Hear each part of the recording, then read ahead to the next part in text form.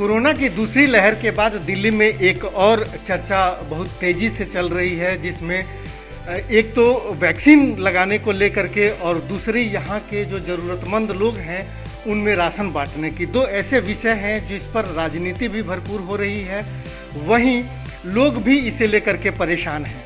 तो आज हमारे साथ हैं यमुना विहार से निगम पार्षद और पूर्व जोन चेयरमैन प्रमोद गुप्ता जी। इनसे बात करते हैं।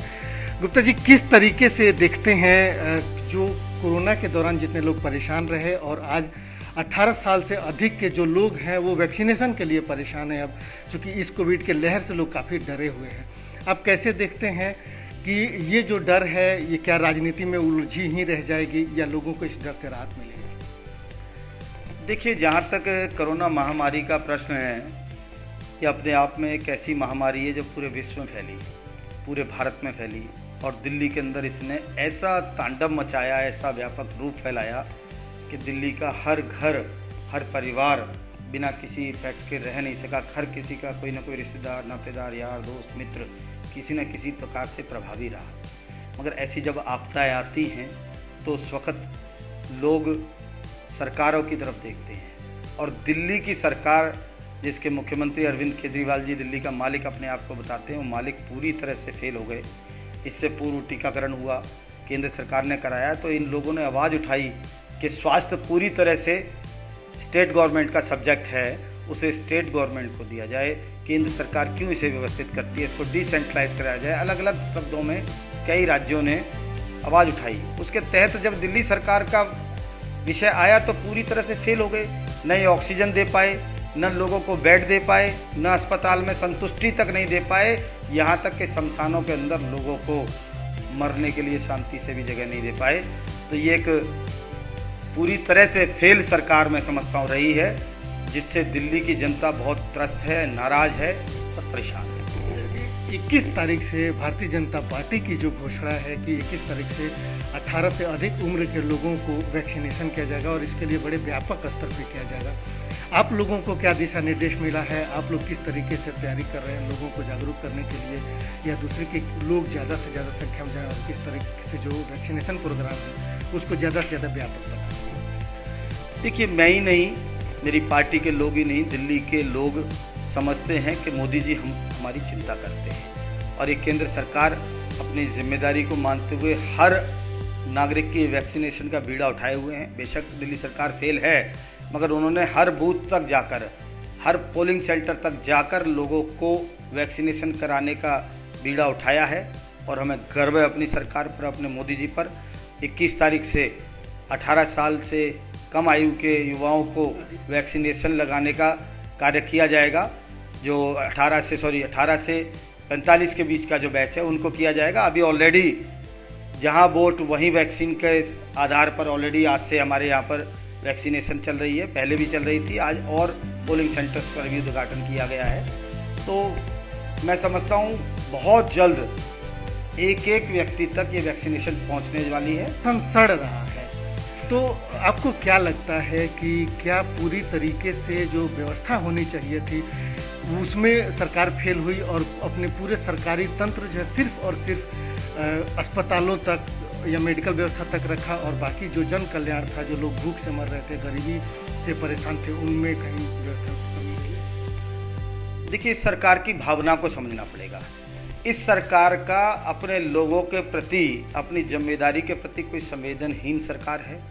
उनका कोई ऐसा भाव नहीं है कि हम लोगों की समस्याओं को दूर करें, उस पर विचार करें। समस्याएं आती हैं, आती रहती हैं, मगर जब सरकार संवेदनशील होती है तो उन पर चिंता करके उन नई नई समस्याओं का समाधान करती है। मगर ये सरकार सारी एनर्जी, सारा समय फिर इस बात पे लगाती है कि हम अपना प्रचार और प्रसार कैसे करें, हम लोगों के अंदर कैसे राजनीति फैलाएं, लोगों में जो सरकारें अच्छा काम कर रही हैं उनके प्रति कैसे नफरत फैलाएं, वर्ग विशेष को कैसे टारगेट करें।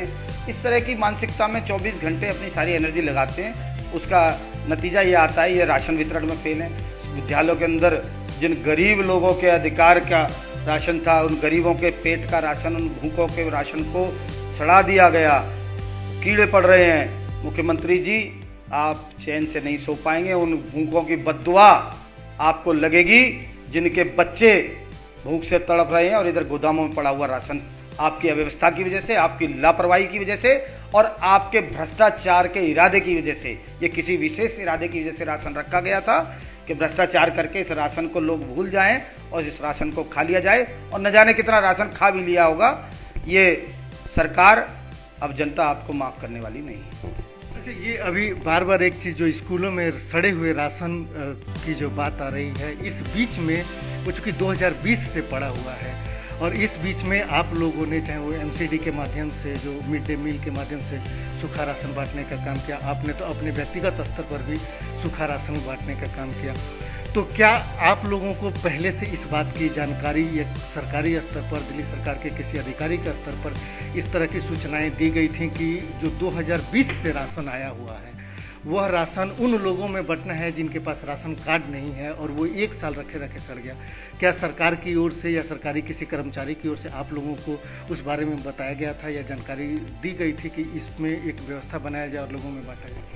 ये देखिए, दिल्ली सरकार की तरफ से कोई एज ए निगम पार्षद हमको कोई जानकारी आधिकारिक रूप से नहीं थी, मगर जो दिल्ली सरकार ने राशन बांटा है उसमें टोटल अपना तेरी करी है, अपने अपने लोगों को बांटा है, इसमें पूरा भ्रष्टाचार किया है, पूरी अव्यवस्था फैलाई है और खूब लूटने खाने के बाद भी जो बचा है उसको गोदामों में रख रख के सड़ाया है।